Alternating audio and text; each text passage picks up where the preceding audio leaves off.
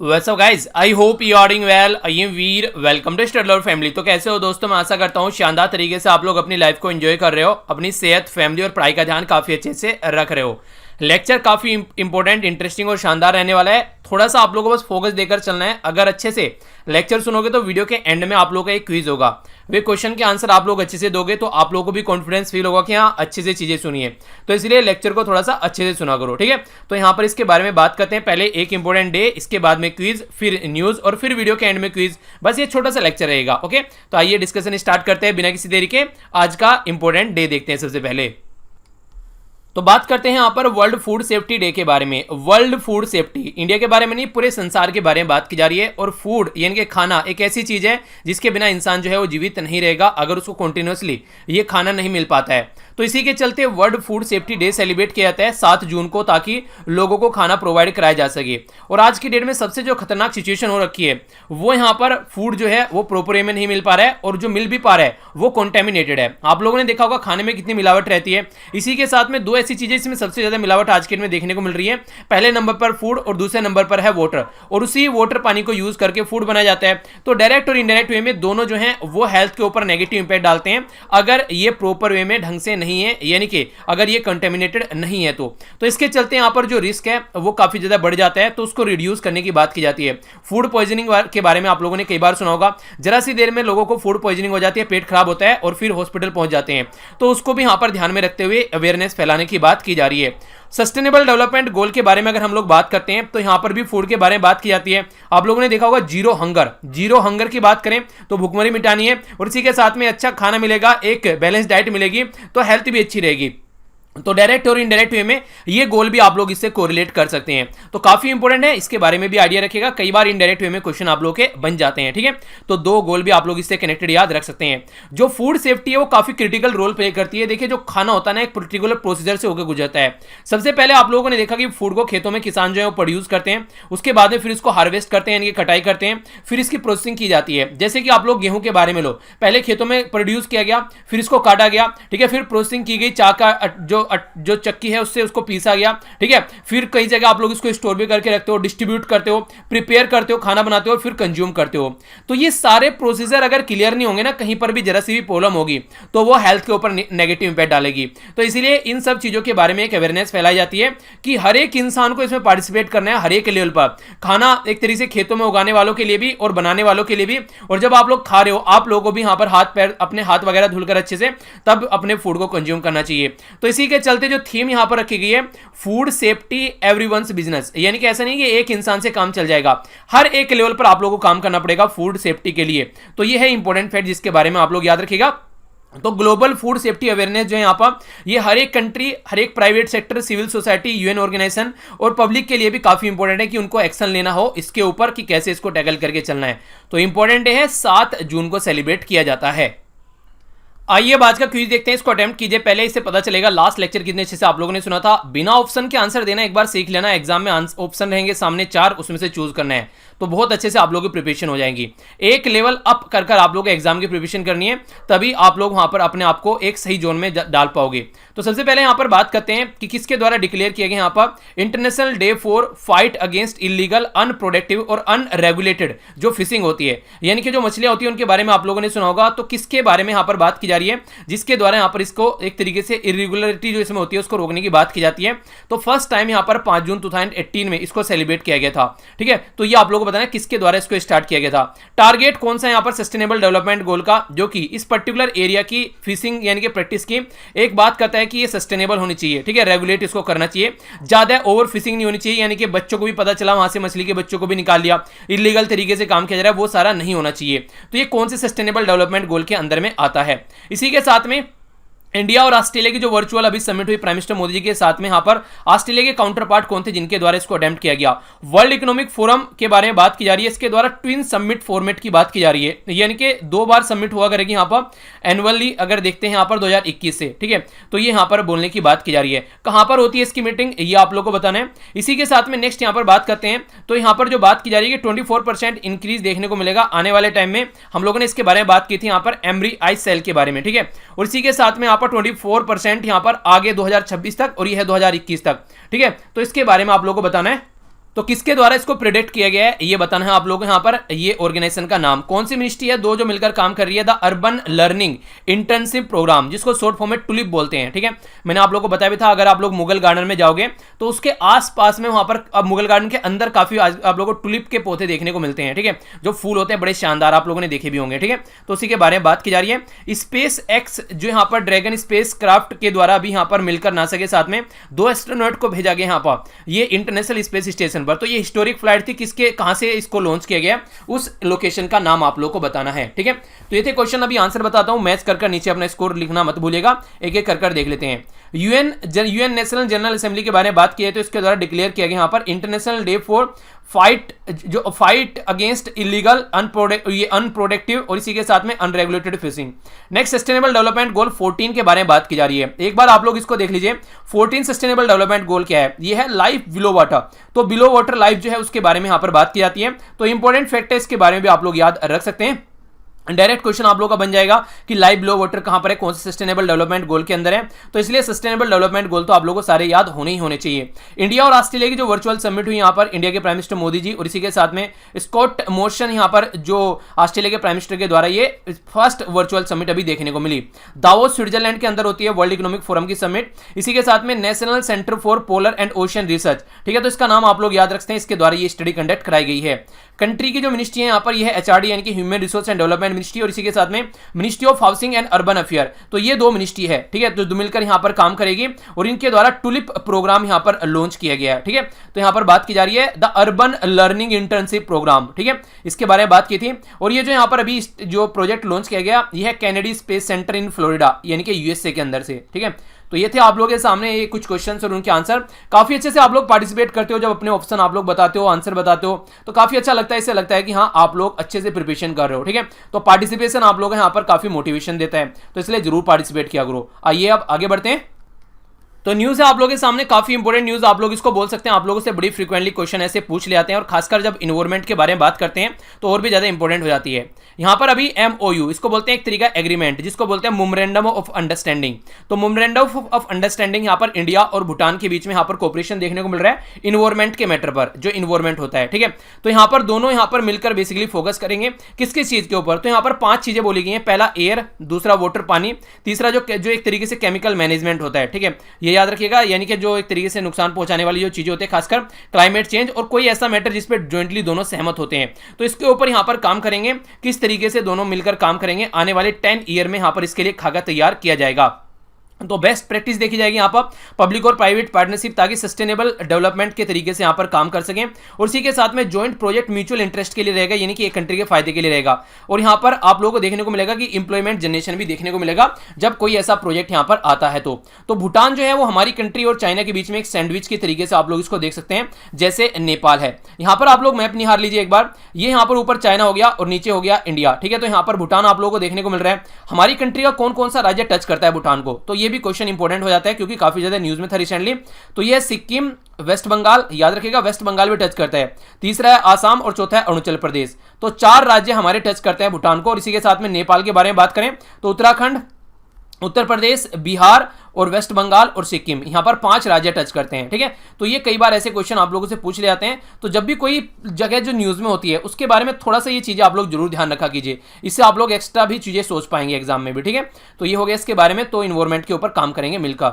Next news है आप लोगों के सामने, ये भी काफी इंपॉर्टेंट है, इसके बारे में बात की जा रही है एक प्रोग्राम के बारे में जिसका नाम रखा गया स्वदेश, SWADESH। इसका फुल फॉर्म क्या है, इसको बोला गया स्किल्ड वर्कर्स अराइवल, यानी कि जो बाहर से स्किल्ड वर्कर आ रहे हैं उनका डेटाबेस तैयार किया जाएगा फॉर एम्प्लॉयमेंट सपोर्ट, ताकि उनको जॉब प्रोवाइड कराई जा सके। बहुत सारी कंट्री से दुनिया भर के लोग वापस आ चुके हैं अपनी कंट्री में, तो अभी यहां पर उनको कुछ ना कुछ तो प्रोवाइड कराना पड़ेगा। तो इसीलिए आने वाले टाइम में जो जॉब है वो और ज्यादा टफ होने वाली है अगर आप लोग प्राइवेट सेक्टर में काम कर रहे हैं तो। ठीक है, क्योंकि आकर यहां पर प्राइवेट गवर्नमेंट के लिए तो अप्लाई नहीं करेंगे, यहां पर ये प्राइवेट के लिए यहां पर आप लोगों को देखने को मिलेगा। नॉर्मली हो सकता है कुछ ऐसे भी हो उनके बच्चों वो आगे गवर्नमेंट के लिए पर अप्लाई करना स्टार्ट करें, तो भी चीजें आप लोगों को देखने को मिलेगी। तो इसलिए थोड़ा सा और कमर कस लीजिए। तो यहां पर बात की जा रही है इस पर्टिकुलर प्रोग्राम के बारे में जिसका नाम है स्वदेश। और ये जो है यहां पर एक तरीके से स्किल्ड देखेगा यहां पर लोगों की कि किस लेवल की स्किल है यहां पर। तो वंदे भारत जो मिशन यहां पर बनाया गया था स्टार्ट की, बाहर से लोगों को लेकर अपनी कंट्री में वापस आना है, अब उनको जॉब भी प्रोवाइड करानी है। तो ये ज्वाइंट मिशन है, किसका है ये, मिनिस्ट्री ऑफ स्किल डेवलपमेंट और इसी के साथ में entrepreneurship, next civil aviation ministry और एक्सटर्नल अफेयर मिनिस्ट्री। तो ये इंपॉर्टेंट क्वेश्चन आप लोगों का बन जाएगा एग्जाम में। बोला जाएगा कि जो स्वदेश यहाँ पर ये प्रोग्राम है, ये 3 मिनिस्ट्री कौन सी है इसमें, तो ministry of skill development and entrepreneurship, दूसरा है मिनिस्ट्री ऑफ सिविल एविएशन और तीसरा है यहाँ पर ये है मिनिस्ट्री ऑफ एक्सटर्नल अफेयर। तो तीनों ये इंपॉर्टेंट मिनिस्ट्री आप लोगों की हो जाती है यहाँ पर, जो इस पर्टिकुलर प्रोग्राम को लीड कर चलेंगी। एम बेसिकली ये कि इनका डेटाबेस इकट्ठा करना है यहाँ पर, ताकि जो सिटीजन क्वालिफाई कर रहे हैं इस पर्टिकुलर पर्पज के लिए, जिनको यहाँ पर ये हेल्प प्रोवाइड करानी है, तो उसके लिए यहाँ पर फोकस दिया जा सकेगा। तो ये स्किल, एक्सपीरियंस, ये सारी चीजें आप लोग यहाँ पर देखने को मिलेगी।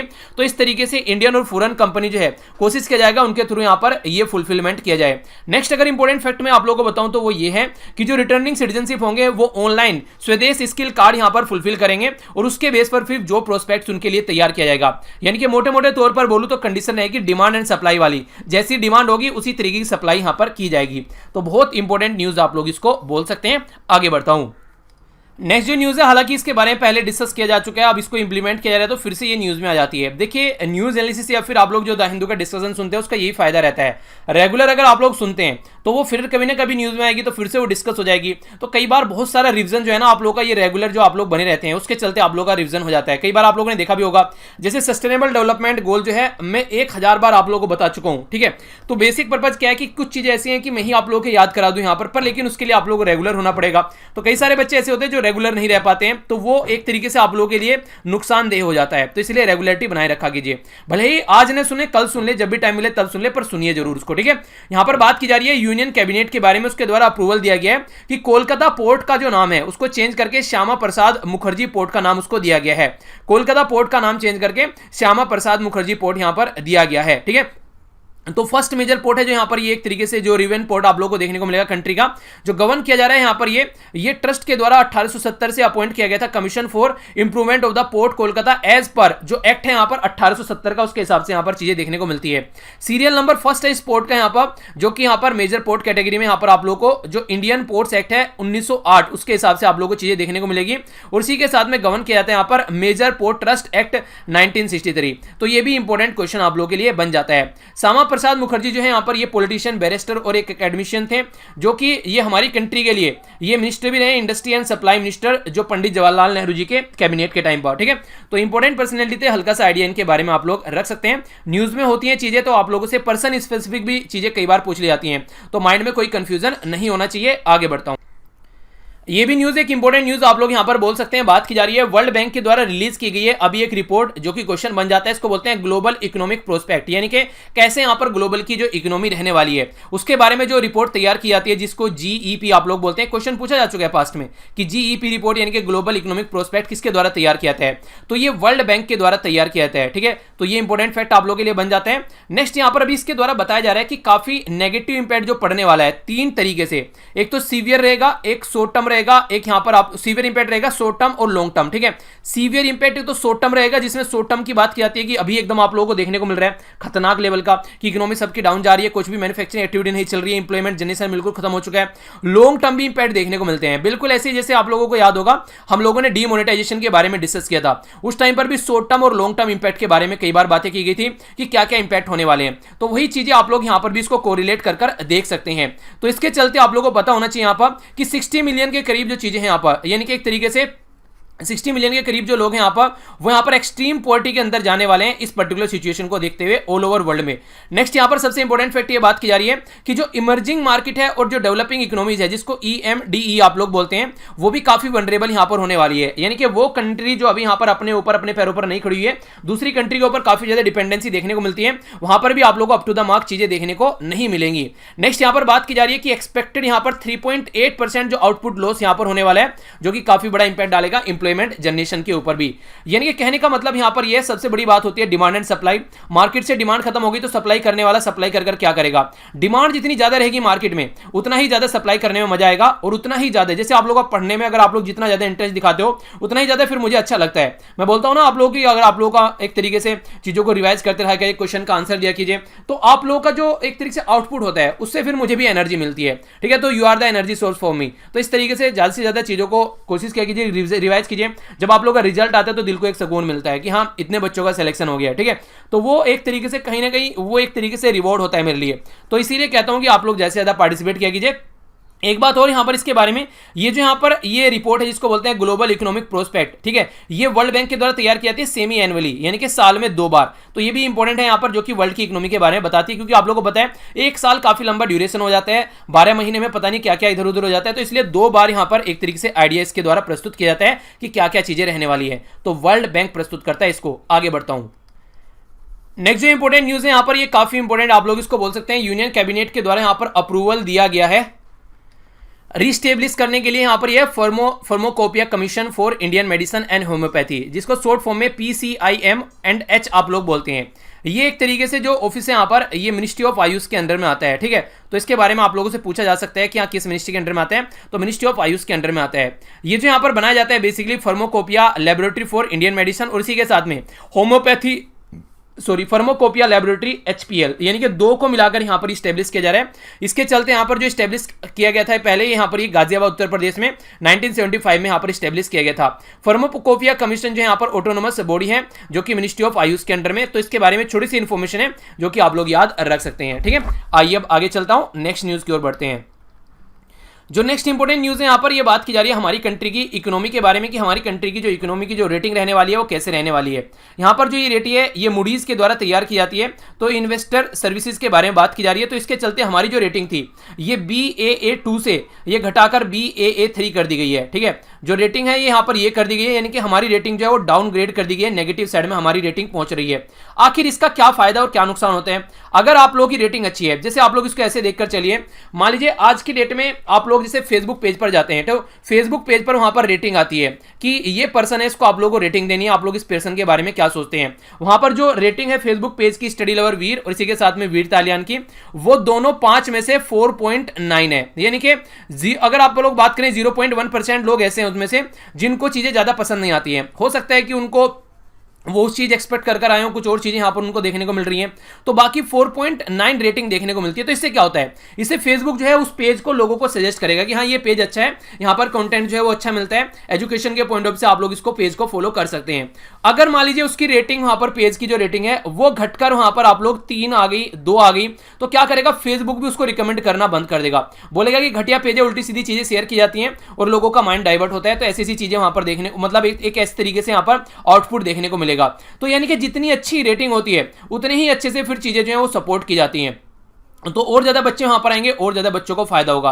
तो इसी तरीके से अगर हमारी कंट्री की रेटिंग अच्छी है तो इन्वेस्टर क्या करते हैं, इन जो ये एजेंसीज है इनकी रेटिंग देख लेते हैं और इनकी रेटिंग देखने के बाद में फिर यहां पर वो आकर हमारी कंट्री में इन्वेस्टमेंट करते हैं। अगर रेटिंग अच्छी है तो इन्वेस्टमेंट करेंगे बिंदास खुलकर, पर लेकिन अगर रेटिंग अच्छी नहीं तो वो कहेंगे यार हमारा पैसा डूब सकता है यहाँ पर, तो क्यों ना आप लोग दूसरी जगह जाकर इन्वेस्टमेंट करो जहां पर रेटिंग अच्छी है। तो इसीलिए यहाँ पर ये जो एजेंसीज हैं ऑल ओवर वर्ल्ड में रेटिंग तैयार करती हैं, तो काफी मायने रखता है इनका इन्वेस्टमेंट। अगर रेटिंग जो है हमारी डाउन हो जाती है तो हमारी कंट्री में जो गवर्नमेंट है उसको भी पैसा मिलना थोड़ा सा टफ हो जाता है, और उसके चलते यहां पर ये आप लोगों को देखने को मिलेगा फंड इकट्ठा नहीं कर पाएंगे, तो इन्वेस्टमेंट नहीं हो पाएगा, और इन्वेस्टमेंट नहीं होगा तो फिर से कंट्री की इकोनॉमी जो है वो अलग डायरेक्शन में नजर आएगी, ठीक है। तो जितनी अच्छी रेटिंग होगी उतना ही कम लो रिस्क रहेगा, कंपनी जो है वो गवर्नमेंट यहां पर आकर इन्वेस्टमेंट कर सकती है, अलग अलग बाहर से कंपनी जो है। तो ये बेसिकली इसका फंडा होता है। तो मूडीज एक एजेंसी है यूएसए की जो यहां पर ये रेटिंग तैयार करती है। हमारी कंट्री की एक रेटिंग एजेंसी का नाम आप लोग बताइए, कम से कम एक रेटिंग एजेंसी का, ठीक है। ये आसान सा क्वेश्चन है, पता होना चाहिए। आगे बढ़ता हूं। नेक्स्ट जो न्यूज़ है यहाँ पर ये इंडिया और पाकिस्तान के बारे में बात की जा रही है, तो काफ़ी ज़्यादा न्यूज़ में है इंडिया पाकिस्तान और चाइना के रिलेशन आज के डेट में, तो थोड़ा सा इसके बारे में भी जान लेते हैं। अभी यहाँ पर चाइना के द्वारा बात की गई पाकिस्तान के अंदर जो पाक ऑक्युपाइड एरिया है, यानी कि हमारी कंट्री का जो पार्ट है जो पाकिस्तान के अंदर एक तरीके से पाक ऑक्युपाइड कश्मीर है, उसके बारे में बात की जा रही है। ये जो एरिया है ये चाइना पाकिस्तान इकोनॉमिक कॉरिडोर के ऊपर पड़ता है। चाइना पाकिस्तान इकोनॉमिक कॉरिडोर क्या है, चाइना पाकिस्तान इकोनॉमिक कॉरिडोर यहाँ पर चाइना को पाकिस्तान से होते हुए यहाँ पर अरेबियन सी में ले जाकर कनेक्ट कर देता है। तो ये इकोनॉमिक कॉरिडोर यहाँ पर बनाया जा रहा है, ठीक है, चाइना के द्वारा। तो हमारी कंट्री का जो एरिया है यहाँ पर उससे होकर जाता है ये जो चाइना के कंट्रोल में है, तो उसी के बारे में यहाँ पर बात की जा रही है। तो क्या क्या बातें यहां पर सबसे पहले बोला जा रहा है, यहां पर यह कोहला हाइड्रो प्रोजेक्ट, तो इस प्रोजेक्ट का नाम रखिएगा, ये चाइना पाकिस्तान इकोनॉमिक कॉरिडोर पर है, जो चाइना इसको डेवलप करने की बात कर रहे हैं। ये $multi-billion China Pakistan economic corridor जो है उसका पार्ट आप लोग यहां पर देखने को मिलेगा, जिसमें 1124 मेगावाट पावर यहां पर पाकिस्तान को सप्लाई करी जाएगी। इसी के साथ में चाइना जो इसी देखिए चाइना ऐसा नहीं है कि यहां पर एक पर्टिकुलर किसी पर्टिकुलर एक एरिया में काम करता है तो बस उसी को लेकर चलता है। जैसे चाइना पाकिस्तान इकोनॉमिक कॉरिडोर है वो पूरे एरिया को वहां पर कंट्रोल करके चल रहा है। तो ये अभी यहाँ पर जो एग्रीमेंट देखने को मिला ये ट्राइपार्टाइट एग्रीमेंट है यहाँ पर, यानी कि तीन मिलकर पार्ट कर रहे हैं यहाँ पर। एक तो यहाँ पर कौन कौन है, यहाँ पर जॉर्ज कॉर्पोरेशन अथॉरिटी ऑफ पाक ऑक्युपाइड कश्मीर, इसी के साथ में private power and infrastructure board. तो ये यहाँ पर इसको इंप्लीमेंट करने वाले हैं यहाँ पर। इंपॉर्टेंट क्वेश्चन बन जाएगा कि ये प्रोजेक्ट किस रिवर के ऊपर है, तो ये झेलम रिवर के ऊपर है, ठीक है, ये जरूर याद रखिएगा। एम क्या है, एनुअली लगभग 5 बिलियन यूनिट जो है वो यहाँ पर प्रोवाइड कराई जाएगी इसके लिए इलेक्ट्रिसिटी की लो कॉस्ट पर, ताकि कंज्यूम की जा सके। इंडिया के द्वारा प्रोटेस्ट किया गया, बोला गया कि हमारे एरिया में इस तरीके से इलीगल आप लोग यहां पर जो इन्वेस्टमेंट नहीं कर सकते। पाकिस्तान को कई बार ये बातें बोली भी जाती हैं और चाइना को भी बोली जाती है कि ये गलत कर रहे हो, पर वही है, चाइना और पाकिस्तान की तिगड़ी आज के डेट में ऐसी बन चुकी है कि वो हमेशा इस चीज को आगे लेकर ही चलते हुए नजर आते हैं। तो ये था टोटल आज का डिस्कशन। देख लेते हैं क्या क्या हम लोगों ने डिस्कस किया। सबसे पहले वर्ल्ड फूड डे के बारे में जाना। नेक्स्ट हम लोगों ने यहाँ पर जो डिस्कस किया वो किया क्विज, जिसका आंसर आप लोगों ने अच्छे से दिया है। इसके साथ में हम लोगों ने न्यूज देखी क्या कर स्वदेश प्रोग्राम के बारे में जाना, किसके अंदर आता है वो सारी चीजें समझी। इंडिया और भूटान मिलकर काम कर रहे हैं एनवायरमेंट के फील्ड में, वो हम लोगों ने जाना डिटेल में। लोकेशन वगैरह भी देखी कहाँ कहाँ पर भूटान क्या क्या चीजें लोकेटेड है। नेक्स्ट हम लोगों ने यहाँ पर पोर्ट के बारे में जाना, नाम चेंज किया गया उसके बारे में समझा। इसी के साथ में हम लोगों ने यहाँ पर एक समझा, यहाँ पर जो फार्माकोपिया कमीशन है इसके बारे में क्वेश्चन आप लोगों से बन जाते हैं। नेक्स्ट हम लोगों ने यहाँ पर जो बातें जानी ये जानी एक रिपोर्ट के बारे में, जो इंपॉर्टेंट क्वेश्चन आप लोगों से पूछ ले जाते हैं एग्जाम में, तो कंफ्यूजन नहीं रखना है। नेक्स्ट हम लोगों ने यहाँ पर मूडीज रेटिंग के बारे में जाना, इंपॉर्टेंट है। इसी के साथ में पाक ऑक्युपाइड एरिया में जो प्रोजेक्ट है उसके बारे में हम लोग को जानने को मिला। आइए अब आज का क्विज देखते हैं, कितना अच्छे से लेक्चर सुना उससे पता चलेगा। वर्ल्ड फूड सेफ्टी डे जो है यहाँ पर ये 7 जून को सेलिब्रेट किया था। इसकी थीम क्या है अब की बार ये आप लोगों को बताना है। फार्माकोपिया कमीशन जो है ये किस मिनिस्ट्री के अंडर में आता है, जिसको 2010 में स्टेब्लिश किया गया था। इसी के साथ में यूनियन कैबिनेट के द्वारा अप्रूवल किया गया कोलकाता पोर्ट का नाम चेंज करने के लिए, क्या नाम चेंज किया जा रहा है। नेक्स्ट यहाँ पर एमओयू देखने को मिल रही है इन्वायरमेंट के फील्ड में, 2 कंट्री के बीच में, इंडिया और कौन सी कंट्री के बीच में ये एमओयू भी देखने को मिला। स्वदेश की फुल फॉर्म क्या है ये आप लोगों को बतानी है। नेक्स्ट यहाँ पर जो ग्लोबल इकोनॉमिक प्रोस्पेक्ट रिपोर्ट है किसके द्वारा तैयार की जाती है ये आप लोगों को बतानी है। नेक्स्ट इसी के साथ में मूडीज के द्वारा हमारी रेटिंग कितनी कर दी गई है, वो पहले कितनी थी अब कितनी कर दी गई है, ये आप लोगों को बताना है। इसी के साथ में यहाँ पर चाइना पाकिस्तान जो एग्रीमेंट कर रहे हैं यहाँ पर हाइड्रो इलेक्ट्रिक प्रोजेक्ट, उसका नाम क्या है और कौन सी रिवर के ऊपर है यहाँ पर ये, ठीक है। तो देखिए थोड़ा सा आप लोग जब इनके आंसर दिया कीजिए तो आप लोग सोचा कीजिए थोड़ा सा माइंड में रुक कर थोड़ा सा कि हाँ क्या क्या बोला गया था, उस लेक्चर का वो पॉइंट याद करने की कोशिश कीजिए कि उसको बोलते हैं रिकॉलिंग पावर। तो चीज़ों को रिकॉल करने की कोशिश किया कीजिए, सबसे इंपॉर्टेंट होती है। और 1-2 दिन की आप लोग अभी ये पीडीएफ बची हैं वो सारी आज शाम को आप लोगों को प्रोवाइड करा दूंगा, तो जाकर उनको टेलीग्राम से डाउनलोड कर लीजिएगा, एक जगह इकट्ठी आप लोगों को मिल जाती है। करंट अफेयर यूपीएससी के लिए कितना तैयार करना चाहिए उसके ऊपर वीडियो बनाई गई है, तो इसको जाकर आप लोग देख लीजिए। राइटिंग प्रैक्टिस करनी चाहिए या नहीं उसके भी आप लोगों को लिंक मिल जाएगा, तो उसको आप लोग जरूर जाकर देखेगा, या फिर टेलीग्राम से देख लीजिएगा, वहां पर शेयर कर दी गई है, या फिर चैनल पर जाकर खुद से सर्च कर सकते हैं। क्लियरिटी होनी चाहिए माइंड में, जो 4 महीने लगभग बचे हुए हैं कैसे उनको लेकर चलना है, ठीक है। तो मिलता हूं नेक्स्ट लेक्चर में, इसी तरीके से एंजॉय करते रहिए। तो आसपास सफाई रखिए, पानी और पेड़ पौधों को सेव कीजिए, पॉलिथीन और प्लास्टिक का बिल्कुल यूज नहीं करना है। बड़ों को नमस्ते, छोटों को प्यार, छोटी सी लाइफ एंजॉय करो यार। मिलता हूं नेक्स्ट लेक्चर में, तब तक के लिए जय हिंद।